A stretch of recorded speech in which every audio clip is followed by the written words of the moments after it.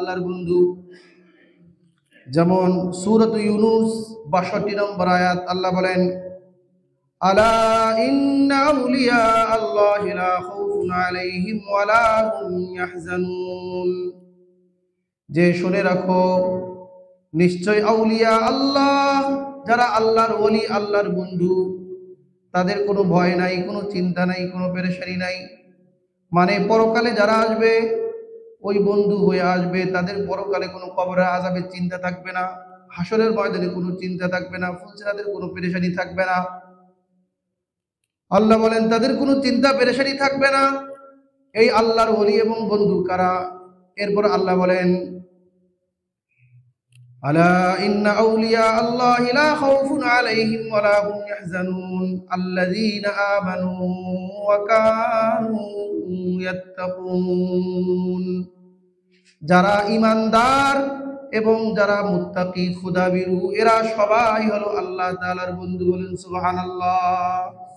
তাহলে পৃথিবীতে যত ঈমানদার আছে আর যারা মুত্তাকি, আল্লাহ তাআলাকে ভয় করে চলে, সব ক্ষেত্রে মানুষের সামনে, মানুষের পেছনে, গোপনে, প্রকাশ্যে, সব ক্ষেত্রে হারাম থেকে বেঁচে থাকে, আল্লাহ তাআলার সন্তুষ্টির সাথে চলতে থাকে, এরা হলো সবাই কি আল্লাহর বন্ধু। ওই পীর ফকির বুজুর্গ এরাই শুধু আল্লাহর বন্ধু, আর কেউ বন্ধু হতে পারে না, এমনটি নয়। আর যারা আল্লাহর বন্ধু হয়ে আসবে, এদের পুরস্কার আল্লাহ তাআলা আরো বয়ান করেছেন, লাহুমুল বুশরা ফিল হায়াতিদ দুনিয়া ওয়া ফিল আখিরাহ, যে দুনিয়া এবং পরকালে তাদের সকলের জন্য সুসংবাদ রয়েছে। বলেন সুবহানাল্লাহ। আর সেই সুসংবাদটা কিসের বলেন? জান্নাতের। কিসের বলেন? জান্নাতের। সুতরাং যারা ঈমানদার এবং যারা মুত্তাকি, তারা সবাই আল্লাহর বন্ধু। আর যারা ঈমানদার এবং মুত্তাকির সাথে শত্রুতা পোষণ করে, তার সাথে কে যুদ্ধ ঘোষণা করে? বলেন আল্লাহ তাআলা যুদ্ধ ঘোষণা করে। নাউযুবিল্লাহ। এজন্য হাদিসে পাকের মধ্যে নবীজি বলেছে, ইত্তাকু ফিরাসাতাল মুমিন ফাইন্নাহু ইয়ানজুরুনা বিনুরিল্লাহ, তোমরা মুমিনদের অন্তর্দৃষ্টির থেকে বেঁচে থাকো, কেননা মুমিন সে আল্লাহর নূরের দৃষ্টিতে তাকায়। মুমিনের বদদুয়ার থেকে বেঁচে থাকো, তাদের অসন্তুষ্টির থেকে বেঁচে থাকো, মুমিনকে সন্তুষ্ট করে চলো। তাহলে এখানে আল্লাহ তাআলা স্পষ্টভাবে বুঝাইলেন যে কোনো ঈমানদারকে কোনোভাবে কি দেওয়া যাবে না? বলে কষ্ট দেয়া যাবে না।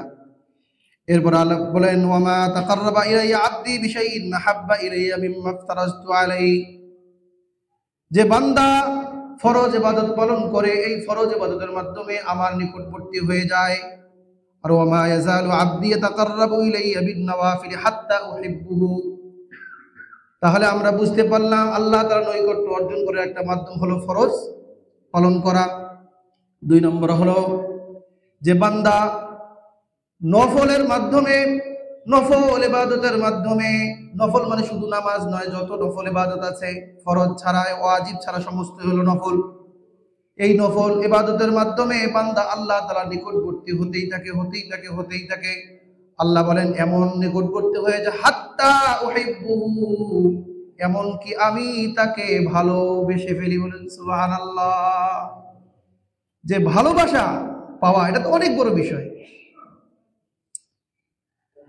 ফাইদা আহবাবতুহু কুনতু সামাআহু আল্লাযী ইয়াসমাউ বিহি, যে আমি কেমন ভালোবাসি। আজকে দুনিয়ার মধ্যে একজন প্রেমিক আর একজন প্রেমিকাকে যেরকম বলে, মানতু সুদান্তু মানসুদি মানতান সুদান্তু জাসুদি তা কিসনুহু ইয়াতবাদাসি মানদি গারামতু দিগারি, কিন্তু এটা কোনোভাবে সম্ভব না। কি বলে? তুমি আমার হয়ে যাও, আমি তোমার হয়ে যাই, আমি প্রাণ হয়ে যাই, আমি শরীর হয়ে যাই, তুমি জান হয়ে যাও, যাতে করে মানুষ বলতে না পারে যে তুমি আলাদা আমি আলাদা। এটা কি কোনোদিন সম্ভব? কিন্তু মানুষ কল্পনার জগতে ঘুরে। তো আল্লাহ তাআলা এই বাস্তব চিত্রকে তুলে ধরে বলেন যে আমি বান্দাকে এমন ভালোবাসি, ভালোবাসতে বাসতে আহবাবতুহু কুনতু সামাআহু, আমি তার কান হয়ে যাই, আল্লাযী ইয়াসমাউ বিহি, সেই কান দ্বারা সে শুনে, ওয়া বাসারাহু আল্লাযী ইউবসিরু বিহি, আমি তার চক্ষু হয়ে যাই, আর সেই চক্ষু দ্বারা সে দেখে। ওয়া ইয়াদাহু আল্লাতী ইয়াবতিশু বিহা, আমি তার হাত হয়ে যাই, আর সেই হাত দ্বারা সে ধরে। ওয়া রিজলাহু আল্লাতী ইয়ামশি বিহা, আমি তার পা হয়ে যাই, সেই পা দ্বারা সে চলে। তাহলে এই হাদিস থেকে বুঝাইলো মানে এত কাছাকাছি হয়ে যায়। এর উদ্দেশ্য হলো ওই বান্দার কান, চক্ষু, হাত, পা সব কিছু আল্লাহ তাআলার নির্দেশের অনুগত হয়ে যায়। বলুন সুবহানাল্লাহ। মানে কোনো অঙ্গ প্রত্যঙ্গ আল্লাহর মানসার বাহিরে চলে না, আল্লাহ তাআলার অসন্তুষ্টির বাহিরে চলে না। কিন্তু যারা বেদাতি, এরা এই হাদিসকে গ্রহণ করছে যে আল্লাহ যদি আমার কান হয়ে যায়, আল্লাহ যদি আমার হাত পা হয়ে যায়, তাহলে আমি আল্লাহ হয়ে গেছি। বলুন নাউজুবিল্লাহ। এই জন্য মুরিদদেরকে বলে তোমরা পীরকে সেজদা দাও। আর পীরকে সেজদা দেওয়া মানে কাকে সেজদা দেওয়া? আল্লাহকে সেজদা দেওয়া। এইভাবে করে তারা নিজেরাও মুশরিক, অপরকেও কি বানাইতেছে বলেন? মুশরিক বানাইতেছে। তার মানে আল্লাহকে আমার মধ্যে হুলুল করছে, আল্লাহ তো আমার কাছে আছে। শাহরগ এই মূল রগের কাছাকাছি, তার চাইতেও বেশি আল্লাহ তাআলা আমার সঙ্গে আছে। ইলমান ওয়া কুদরাতান, আল্লাহ তাআলা শক্তি, আল্লাহর ক্ষমতা আমার সঙ্গে আছে। তার মানে আমি আল্লাহ হয়ে গেছি, আমাকে সিজদা দিলে আল্লাহকে সিজদা দেওয়া হবে, এই কথা বলা যাবে? এই বিদআতি যারা মুশরিক, এদেরকে মুসলমান বলা যায় না। তো এরা এইভাবে করে মানুষকে মুশরিক বানায়। সম্মানিত হাজিরিন, তো বান্দা নফল ইবাদতের মাধ্যমে এরকম কাছাকাছি হয়ে যায়। এরপর আল্লাহ বলেন ওয়া ইন সাআলানি লাউতিয়ান্নাহু, বান্দা আমার এত কাছে হয়ে যায় যে সে যখন আমার কাছে কিছু চায়, আমার কাছে প্রার্থনা করে, আমি তাকে অবশ্যই দিয়ে দেই। ওয়ালা ইন ইস্তাআযানি লাউঈদান্নাহু, আর যখন সে আমার থেকে আশ্রয় চায়, আমার কাছে জাহান্নাম থেকে মুক্তি চায়, তখন আমি তাকে জাহান্নাম থেকে মুক্তি দিয়ে দেই। বলেন সুবহানাল্লাহ। এরপরে আল্লাহ বলেন ওমা তারাদ্দাতু আন শাইইন আনা ফাইলুহু তারাদ্দুদি আন নাফসিল মুমিনি ইয়াকরাহুল মাউত ওয়া আনা আকরাহু মাসাদাহু। তা আমি কখনো কোনো কাজ করতে চাইলে তা করতে কোনো দ্বিধা করি না। মানে আমি যা করি এই বিষয়ে আমাকে কেউ বাধা দিবে, কেউ বেটে দেবে, এরকম দ্বিধা করি না। আমি কারো কোনো পরোয়া করি না। যতটা দ্বিধা করি মুমিন বান্দার প্রাণ নিতে, সে মৃত্যুকে অপছন্দ করে, আর আমি তার বেঁচে থাকাকে অপছন্দ করি। যারা মুমিন তারা মৃত্যুকে ভয় পাবে না। যে ব্যক্তি মৃত্যুকে ভয় পায়, মারা যাওয়াটাকে অপছন্দ করে, মনে করবেন যে সে পাপাচার, সে গুনাহগার। কারণ মুমিনের জন্য এটা হলো তোহফা, হাদিয়া। আল মাউত তোহফাতুল মুমিন। কারণ মারা গেলে কার সঙ্গে সাক্ষাৎ হবে বলেন? আমার মাহবুব আল্লাহর সঙ্গে সাক্ষাৎ হয়ে যাবে। আমার চূড়ান্ত বাড়ি কোথায়? জান্নাত। জান্নাতের হাওয়া বাতাস আমি পাবো। এই দুনিয়ার বাজে পরিবেশ, এইখানে আমরা কত থাকবো? বর্তমান বাংলাদেশের পরিস্থিতি এমন হয়ে গেছে যে মানুষ বাংলাদেশ ছেড়ে বিদেশে যাওয়ার জন্য পাগল হয়ে গেছে। এই দেশে আর থাকা যাবে না, ঠিক কিনা? এমন দুর্নীতি, তারপরে রাহাজানি, খুন খারাপি এত বেড়ে গেছে যে মানুষ সুন্দরভাবে বেঁচে থাকা কি হয়ে গেছে? মুশকিল হয়ে গেছে। তো পুরা পৃথিবী এরকম, আপনি পৃথিবীর যে প্রান্তে যান একই অবস্থা। সুতরাং ঈমান আমল নিয়ে আপনি চলে যান কবরে, যাওয়ার সঙ্গে সঙ্গে আগেই আপনাকে জান্নাতের সুসংবাদ আল্লাহ তাআলা দিয়ে দিবেন। সম্মানিত হাজিরিন, তাহলে আমরা এই হাদিস থেকে জানতে পারলাম যে ফরজ ইবাদতের মাধ্যমে আল্লাহ তাআলার নৈকট্য অর্জন করা যায়, আর আরো আল্লাহ তাআলার কাছাকাছি নৈকট্য অর্জন করা যায় কিসের মাধ্যমে বলেন? বেশি বেশি নফল ইবাদতের মাধ্যমে। কিয়ামতের দিনে যখন বান্দার ফরজের হিসাব নেবেন, প্রথমত ফরজ এবং ওয়াজিবের হিসাব নেবেন। যখন ফরজ এবং ওয়াজিব তার মধ্যে কমতি পড়ে যাবে, তখন আল্লাহ তাআলা বলবে যে তার নফল ইবাদত আছে কিনা দেখো। তাহলে আমরা এখন যে সামনে হাদিস বয়ান করব, এই হাদিসের মধ্যে যে কিয়ামতের দিন এই নফল ইবাদতগুলো সহায়ক ভূমিকা পালন করবে। বলেন কি পালন করবে? সহায়ক ভূমিকা পালন করবে। তিরমিজি শরীফের 403 নম্বর হাদিস, قال أبو هريرة رضي الله تعالى عنه سمعت رسول الله صلى الله عليه وسلم يقول إن أول ما يحاسب به العبد يوم القيامة من عمله صلاته। কিয়ামতের ময়দানে সর্বপ্রথম বান্দার আমলের বিবেচনায় নামাজের হিসাব নেওয়া হবে। অন্য হাদিসে বলা হয়েছে কতলের হিসাব নেওয়া হবে, যারা মানুষকে হত্যা করবে তার বিচার আগে করবে। কিন্তু ওটা হলো অন্য বিষয়ে, কিন্তু আমলের বিবেচনায়, স্বাভাবিক আমলের বিবেচনায় আগে কার হিসেবে বলেন? নামাজ। নবীজি বলেন ফাইন সালুহাত ফাকাদ আফলাহা ওয়া আনজাহা, যার নামাজ ঠিকঠাক আছে, মানে পাঁচ ওয়াক্ত নামাজের মতোই আছে, এর মধ্যে কোনো কমতি নাই, ফাকাদ আফলাহা ওয়া আনজাহা, ওই ব্যক্তি সফল কাম, ওই ব্যক্তি কামিয়াব। বলুন সুবহানাল্লাহ। এরপরে নবীজি বলেন ওয়াইন ফাসাদাত ফাকাদ খাবা ওয়া খাসিরা, আর যার নামাজ নষ্ট, যার নামাজের কোনো হিসাব নাই, নামাজ কাজা, নামাজ ছেড়ে দেয়, নামাজ ত্যাগকারী মুসলিম, নামাজ তরককারী, নবীজি বলেন ফাকাদ খাবা ওয়া খাসিরা, তার অন্য বহুত আমল থাকতে পারে, অন্য ভালো কাজ থাকতে পারে, দান খয়রাত থাকতে পারে, কিন্তু তার জীবনে নামাজ ঠিকঠাক মতো না থাকার কারণে ওই সমস্ত ইবাদত গুলো কাজে আসে নাই। নবীজি বলেন ফাইন ইনতাকাসা মিন ফরিদাতিহি শাইউন, যখন তার আমলের মধ্যে কোনো ফরজ কমতি হয়ে যাবে, ক্বালা রাব্বু তাবারাকা ওয়া তাআলা, তখন আল্লাহ তাবারাকা ওয়া তাআলা বলবেন উনজুরু, তোমরা আমার বান্দার আমল নামার দিকে তাকাও, হাল্লি আব্দি মিন তাতাউইন, তার আমল নামায় কোনো নফল ইবাদত আছে কিনা।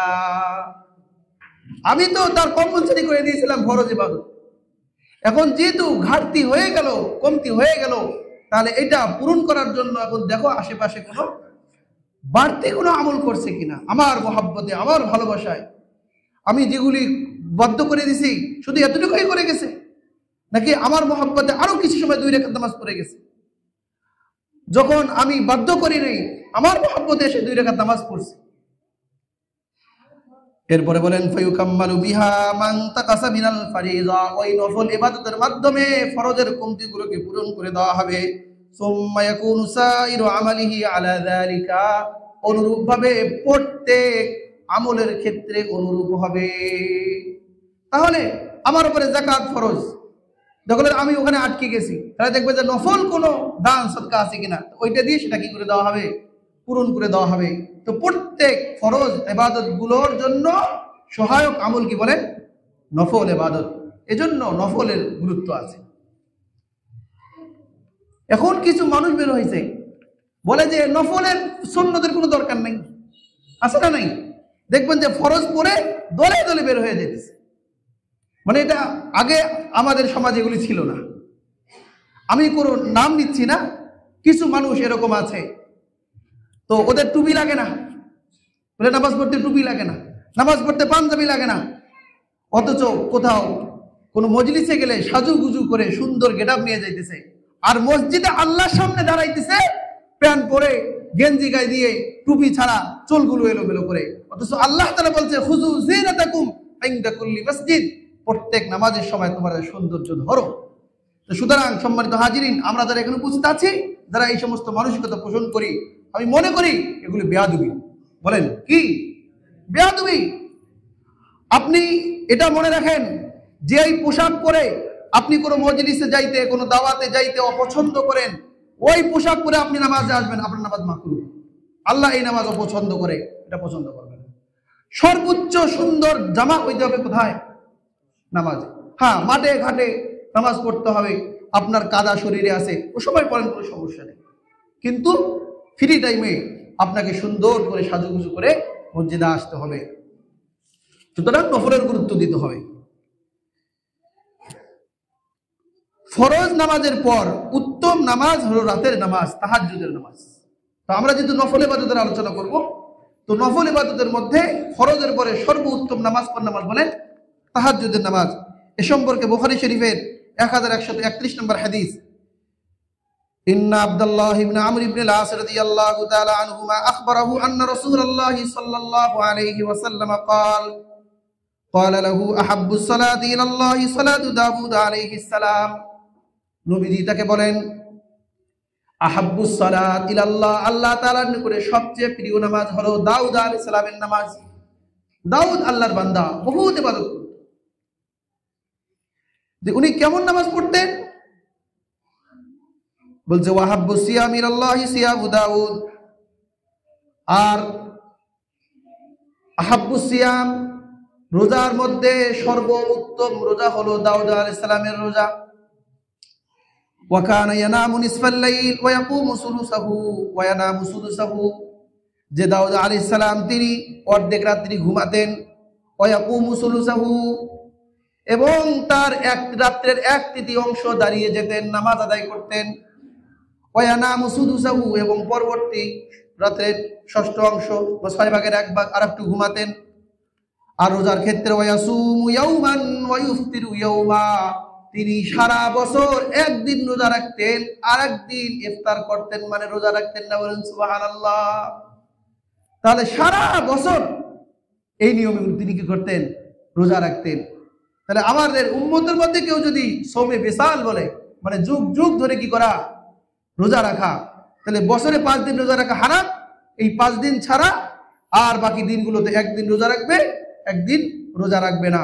তাহলে এই রোজা হলো আহাব্বুস সিয়াম ইলাল্লাহ, আল্লাহ তাআলার নিকটে প্রিয় রোজা।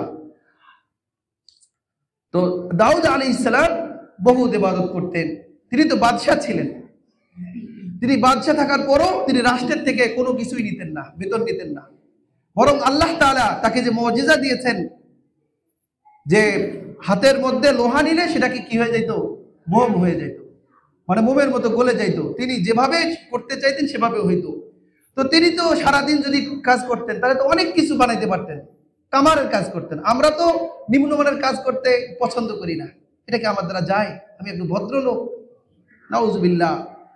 কোন হালাল পন্থা কিনা, হেকারতের না, তুচ্ছের না। এই জুমার আয়াতে বলা আছে যে তোমরা ফাসাউ ইলা যিকরিল্লাহ ওয়া যারুল বাই, এরপরে যখন বলছে ফাইদা কুদিয়াতিস সালাত ফান্তাশিরু ফিল আরদ ওয়াবতাগু মিন ফাদলিল্লাহ, তোমরা আল্লাহর ফজল, দয়া, অনুগ্রহ তালাশ করো। তাহলে অনুগ্রহ তালাশ করো। তাহলে যে কামার, যে মুসি, সে মানুষের জুতা সেলাই করেও যে কামাই করতেছে, সেটাও কি? ফদলিল্লাহ, আল্লাহর দয়া, আল্লাহর অনুগ্রহ, হালাল। তো দাউদ আলাইহিস সালাম সারাদিন মিলে একটা বর্ম তৈরি করতেন, সেইটা প্রায় ধরেন 600 টাকা বিক্রি করবে। তো 200 তো নিজের জন্য ব্যবহার করতেন, ব্যয় করতেন, 200 আল্লাহর রাস্তায় দান করে দিতেন, আর 200 তো ওই রাষ্ট্রীয় কোষাগারে জমা দিতেন। সুবহানাল্লাহ।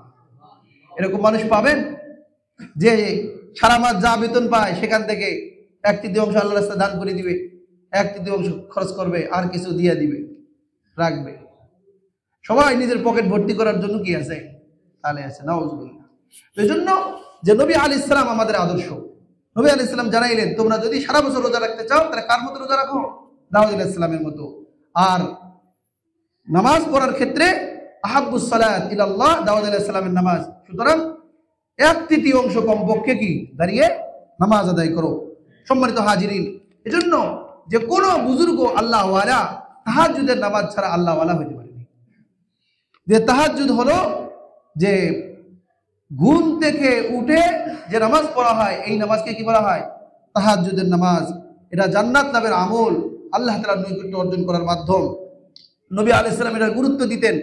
আম্মা আয়েশা সিদ্দিকা থেকে বর্ণিত আছে, নবীজি রাতে কোনো সময় কোনো কারণে যদি পড়তে পারেন নাই, ছুটে গেছে, তাহলে দিনের বেলা তিনি আবার 12 রাকাত নামাজ কাজা আদায় করতেন। সুবহানাল্লাহ।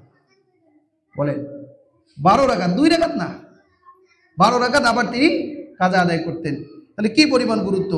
এ সম্পর্কে আল্লাহ তাআলা তাকে নির্দেশ দিয়েছেন। যেমন সূরাত বনী ইসরাঈল 79 নম্বর আয়াত, ওয়ামিনাল লাইলি ফাতাহাজ্জাদ বিহি নাফিলাতাল লাক আসা আন ইয়াবআসাকা রাব্বুকা মাকামান মাহমুদা। নবী, রাতের কিছু অংশ আপনি তাহাজ্জুদের নামাজ আদায় করেন, তাহলে সেটা হবে আপনার জন্য অতিরিক্ত নফল। আসা আন ইয়াবআসাকা রাব্বুক, এর ওসিলায়, এর কারণে আল্লাহ তাআলা আপনার প্রতিপালক আপনাকে দান করবেন মাকামে মাহমুদ, প্রশংসিত স্থান। যে সবচেয়ে সম্মানিত স্থান হলো মাকামে মাহমুদ, আর এই স্থানটা দান করবেন আমাদের নবী মুহাম্মদুর রাসূলুল্লাহ সাল্লাল্লাহু আলাইহি সাল্লামের জন্য। দেখেছেন? আর প্রত্যেক আযানের পরে আমরা সেটাই কি করি? ওয়াবাসু মাকামান মাহমুদা আল্লাযী ওয়া'আদতা, আমাদের নবীকে আপনি মাকামে মাহমুদ দান করুন, যেটার আপনি প্রতিশ্রুতি দিয়েছেন। আর আমরা যদি নবীর জন্য এই মাকামে মাহমুদের সুপারিশ করি, আল্লাহ নবী বলেছেন আমার জন্য যারা এই সুপারিশ করবে, আমার সুপারিশ তাদের জন্য ওয়াজিব, অবধারিত হয়ে যাবে। বলেন সুবহানাল্লাহ। তাহলে আমরা নবীর জন্য করব, সেটা কি তার জন্য নাকি আমাদের জন্য? আমাদেরই জন্য। আমি করলেও নবীকে আল্লাহ তাআলা মাকামে মাহমুদ দিবে, আমি দোয়া না করলেও আল্লাহ তাআলা তাকে দিয়ে দিবে, কিন্তু আমি উপকৃত হব। আল্লাহ সুবহানাহু ওয়া তাআলা তাহাজ্জুদের আদেশ সম্পর্কে সূরাতুল মুযাম্মিল নাযিল করেছেন ইসলামের শুরুর যুগে। সূরাতুল মুযাম্মিলের শুরুর ৫-৬ আয়াতে এসেছে আল্লাহ বলেন, ইয়া আইয়ুহাল মুযাম্মিল কুমিল লাইলা ইল্লা কালিলা, হে বস্ত্রাবৃত ব্যক্তি, চাদর পরিহিত ব্যক্তি, কুমিল লাইলা, তুমি রাত্রে দাঁড়াও, ইল্লা কালিলা, সারা রাত্রি নামাজ পড়ার দরকার নাই, সামান্য কিছু, নিসফাহু, অথবা অর্ধেক রাত্রি, আবিনকুস, অথবা অর্ধেকের চেয়ে কম, আবিনকুস মিনহু কালিলা, অথবা আউজিদ আলাইহি, অথবা অর্ধেক রাত্রির থেকেও বেশি, মানে তোমার সাধ্য অনুযায়ী। আগে বললো অর্ধেক রাত্রি, অথবা তার থেকে কম, অথবা তার থেকেও বেশি। আর ওয়ারাত্তিলিল কুরআনা তারতিলা, রাত্রিতে দাঁড়িয়ে দাঁড়িয়ে সুন্দরভাবে কোরআনে কারীম তেলাওয়াত করো, ধীরে স্থির ভাবে কোরআনে কারীম তেলাওয়াত করো। আল্লাহ বলেন সারা রাত্রি তোমার নামাজ পড়ার দরকার নাই, কারণ ইন্না সানুলকি আলাইকা কাওলান সাকিলা, নিশ্চয় আমি তোমার প্রতি এক অতি ভারী বাণী নাজিল করেছি, কোরআনে কারীম নাজিল করেছি। ইন্না নাশিআতাল লাইলি হিয়া আশাদ্দু ওয়াতআ ওয়া আকওয়ামু কিলা, নিশ্চয় রাত জাগরণ আত্মসংযমের জন্য অধিকতর প্রবল এবং স্পষ্ট বলার জন্য অধিকতর উপযোগী। যে দিনে তো কত কোলাহল, কাফেরদের চিল্লা চিল্লি, তারা কোরআন শুনতে দিবে না, রাত্রিতে কোনো জ্ঞানজাম নেই। আপনি রাত্রিতে দাঁড়ান, নামাজ আদায় করেন। আর এরপরে বলেছে যে ইন্না লাকা ফিন নাহারি সাবহান তাওয়িলা, যে পুরা রাত্রিতে কি জন্য দাঁড়াবেন না, কারণ সাবহান তাওয়িলা, দিনের বেলা আপনার অনেক ব্যস্ততা আছে। দিনের বেলা কি আছে? ব্যস্ততা আছে, মানে ইবাদত আছে, দাওয়াত আছে, কত কাজ, সারা রাত্রি আমাকে হাজিরা দিতে হবে এটা জরুরি নয়। সুতরাং কিছু আরামও করেন এবং দিনের বেলা কাজগুলো কি করেন? পুরা করেন। সুতরাং ইবাদত করতে গিয়া আবেগী হওয়া যাবে না। আপনি সারা রাত নামাজ পড়তেছেন, চাকরি বাকরি সব ছাড়িয়ে দিয়ে আল্লাহওয়ালা হয়ে গেছে, আল্লাহ তাআলা এটা বলেননি। নবীজি সাল্লাল্লাহু আলাইহি সাল্লাম কেমন নামাজ পড়তেন, কেমন আল্লাহ তাআলাকে হাজিরা দিতেন, এ সম্পর্কে বুখারী শরীফের 4737 নম্বর হাদিস, মুসলিম শরীফের 228 নম্বর হাদিস, 82 নম্বর হাদিস এসেছে। আন্না আয়েশা রাদিয়াল্লাহু তাআলা আনহা আন্না নবী সাল্লাল্লাহু আলাইহি ওয়াসাল্লাম কানা ইয়াকুমু মিনাল লাইল হাত্তা তাতাফাত্তারা কদামা। আম্মা আয়েশা সিদ্দিকা বলেন, নবীজি যখন আমার ঘরে আসতো, তার ব্যাপারে বলবে, যখন অন্য বিবিরা তাদের ব্যাপারে তারা বলবে, আমার ঘরে যখন বাড়ি থাকতো ওই দিন আমি দেখতাম নবীজি দাঁড়িয়ে দাঁড়িয়ে নামাজ আদায় করতেছে, যে এত লম্বা নামাজ পড়েছে, হাত্তা তাতাফাত্তারা কদামাহু, যে আমার মনে হচ্ছে যে দাঁড়িয়ে থাকার কারণে পা গুলো ফেটে যাবে। কত আবেগ! তো উনি আশ্চর্য, মাঝে মধ্যে সিজদা যাইতো আর উঠতো না। আম্মাজান মনে করতেন লোকটা কি মারা গেল নাকি, এজন্য পা চিমটি দিত বা ধরতো। তো এরপরে যখন নামাজ শেষ করলো, আম্মাজান বলেন, ফাকালাত আয়েশা লিমা তাসনাউ হাযা ইয়া রাসূলুল্লাহ, হে আল্লাহর রাসূল, আপনি এত কষ্ট কেন করেন? এত লম্বা লম্বা নামাজ, এত কষ্ট। কোন সময় নবীজি কি করতেন? ওই ঘুম আসে, রশি দিয়ে নিজেকে ঘরের কোনো কিছুর সাথে বেঁধে দিতেন, যাতে করে নামাজের মধ্যে পড়ে না যায়। আল্লাহু আকবার! আল্লাহর ইবাদতের জন্য কি পরিমাণ উৎসাহী। তো আম্মাজান বলেন, ইয়া রাসূলুল্লাহ, ওয়াকাদ গফারাল্লাহু লাকা মা তাকাদ্দামা মিন যামবিকা ওয়া মা তাআখার, আল্লাহ তাআলা আপনার সামনের পিছনের জীবনের সমস্ত গুনাহ মাফ করে দিয়েছে, আপনার তো কোনো গুনাহ নাই, তাহলে এত কান্নাকাটি কেন? এত ইবাদত কি জন্য? আল্লাহ নবী বলেন, قال أفلا أحب أن أكون عبدا شكورا যে আল্লাহ আমাকে এত নিয়ামত দিলেন, আমার গুনাহ মাফ করে দিলেন, আমাকে নবী বানালেন, তাহলে আমি ওই আল্লাহর কি শুকরগুজার বান্দা হব না? যে আল্লাহ আমাকে এত নিয়ামত দিছে, আমি তো এই শুকরিয়ার জন্য আরো বেশি বেশি তার জন্য দাঁড়ায় থাকবো, তার জন্য বেশি বেশি কাঁদবো। সুবহানাল্লাহ। সম্মানিত হাজিরিন, আমাদের নবীর সমস্ত গুনাহ মাফ হওয়ার পরও তিনি যদি এত আল্লাহকে মহব্বত করেন, ভালোবাসেন, তাহলে আমাদের গুনাহ কি মাফ হয়ে গেছে? আমরা কি নিষ্পাপ হয়ে গেছি? তাহলে আমরা ফরজ তো দূরের, তাহাজ্জুদ তো দূরের কথা, ফরজ নামাজগুলি পালন করি না, ফরজে আমরা হাজিরা দেই না। তাহলে নবীজি আমাদের কত কষ্ট করতেছে, আমরা তার উম্মত অনুসারী হয়ে ফরজ নামাজে হাজিরা দেই না, তাহলে আমরা কোন জাতের উম্মত বলেন? আল্লাহ নবীর আমল সম্পর্কে সাহাবায়ে কেরামরা আল্লাহ নবীর আমল দেখার জন্য যাইত। কোন সময় রাত্রিতে হুজরার পাশে রাত্রি যাপন করত, আল্লাহ নবী কেমন নামাজ পড়ে এগুলি দেখবে। মুসলিম শরীফের 772 নম্বর হাদিস, হুযায়ফাতুল ইয়ামান রাদিয়াল্লাহু তাআলা আনহু, যাকে আসরারুর রাসূলিল্লাহ সাল্লাল্লাহু আলাইহি ওয়াসাল্লাম বলা হয়, নবীজি তার ভেদের কথাগুলো কাকে বলে গেছে? হুযায়ফাকে বলে গেছে। এবং মদিনাতে যারা মুনাফিক ছিল, মুনাফিকদের লিস্টিটা আল্লাহ নবী লিখে কাকে দিয়ে গেছে? এই হুযায়ফাকে দিয়ে গেছে।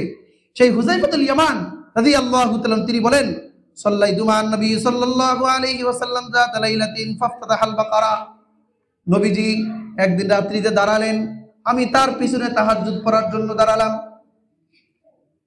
যে ফাফতাহাল বাকারা, নবীজি সাল্লাল্লাহু আলাইহি ওয়াসাল্লাম প্রথমে সূরাতুল বাকারা শুরু করলেন। ফাকুলতু ইয়ারকাউ ইনদাল মিয়া, আমি মনে করলাম যেহেতু সূরা বাকারা শুরু করছে তার মানে এই 100 আয়াত পরে মনে হয় রুকু করবে, কিন্তু না, সুম্মা মাজা, 100 আয়াত পার হয়ে গেল, তারপর নবীজি রুকু করে না। সূরা বাকারাতে 200 তারও বেশি, 250 থেকে বেশি আয়াত আছে। ইউসাল্লি বিহা ফি রাকাতিন ফামাযা ফাকুলতু, এরপরে পার হয়ে গেল, সূরা বাকারা শেষ। সুম্মা ফাতাহান নিসা ফাকরাহা, এরপরে নবীজি সূরাতুন নিসা শুরু করলেন। এর আগে সূরা আলে ইমরান আছে, বলে সূরা নিসা শেষ হয়ে গেল, তারপরেও নবীজি রুকু করে না।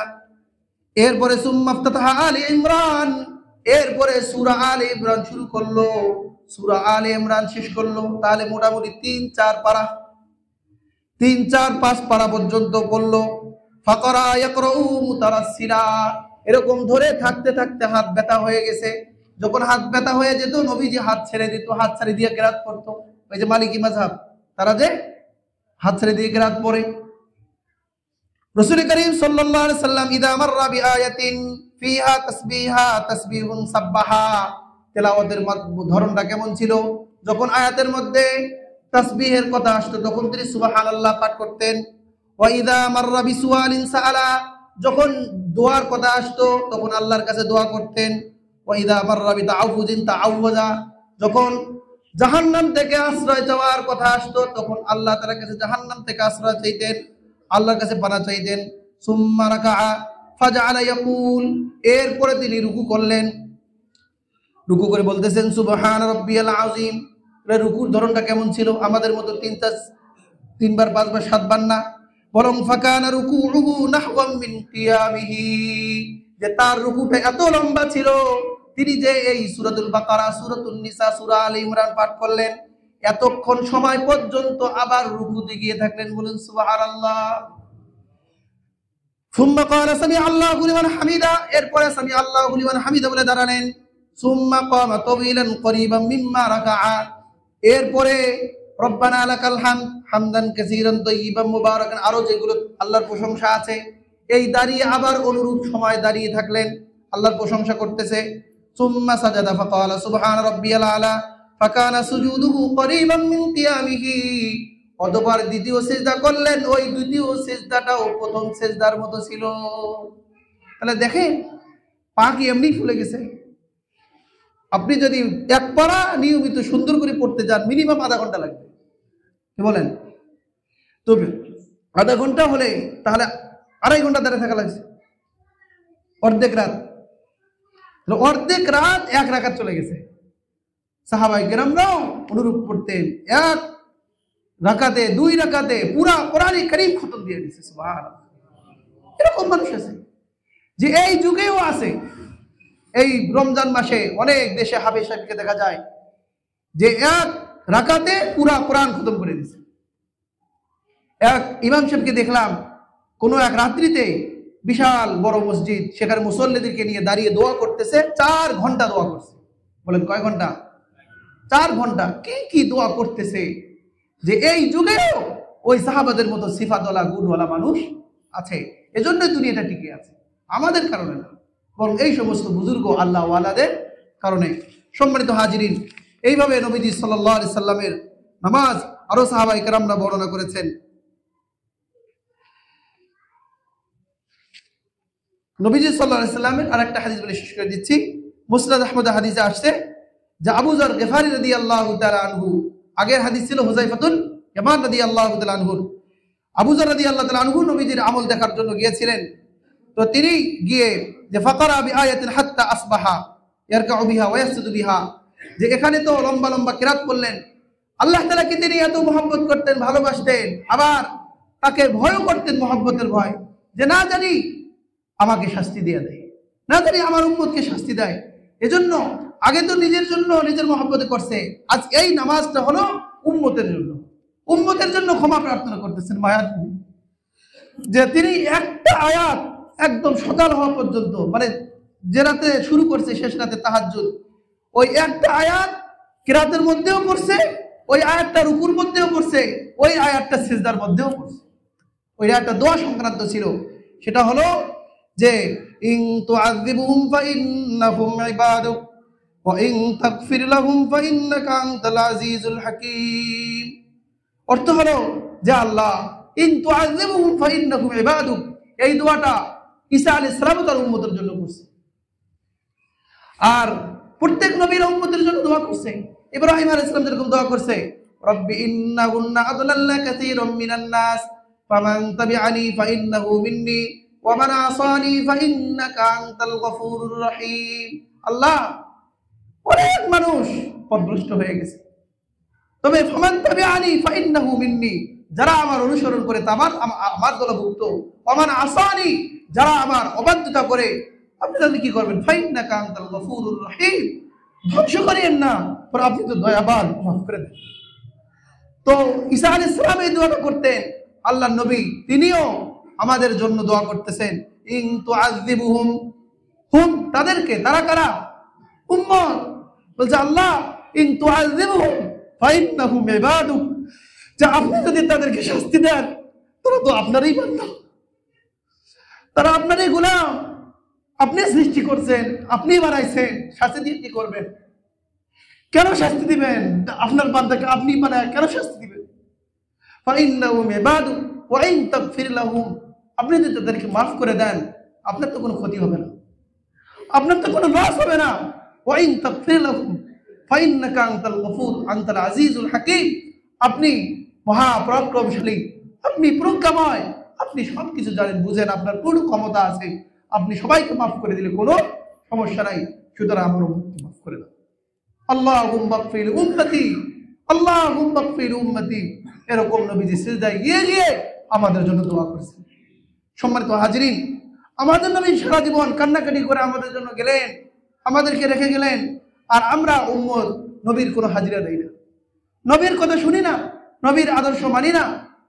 আজকে দুনিয়ার জন্য ছুটছি, দুনিয়া আমাদেরকে কি দিবে বলে? এই ধোঁকাবাজ দুনিয়া আমাদেরকে কি দিবে? আমাদেরকে কিছুই দিবে না। সুতরাং আমাদেরকে আল্লাহর দিকে ফিরে চাই। ইরজিআ ইলা রাব্বিক, তোমরা আল্লাহর দিকে ফিরে যাও। কার দিকে ফিরবো বলেন? আল্লাহর দিকে। সকলেই চেষ্টা করব, কমপক্ষে বাকি আলোচনা আগামী জুমে করব ইনশাআল্লাহ, তাহাজ্জুদের ফজিলত সম্পর্কে, অন্যান্য বিষয়, যে প্রত্যেক দিন কমপক্ষে হলেও 2 রাকাত 4 রাকাত তাহাজ্জুদের নামাজ পড়ার চেষ্টা করব তো ইনশাআল্লাহ। আল্লাহ তাআলা সকলকে তৌফিক দান করেন। ওয়া আখিরু দাওয়ানা আলহামদুলিল্লাহ।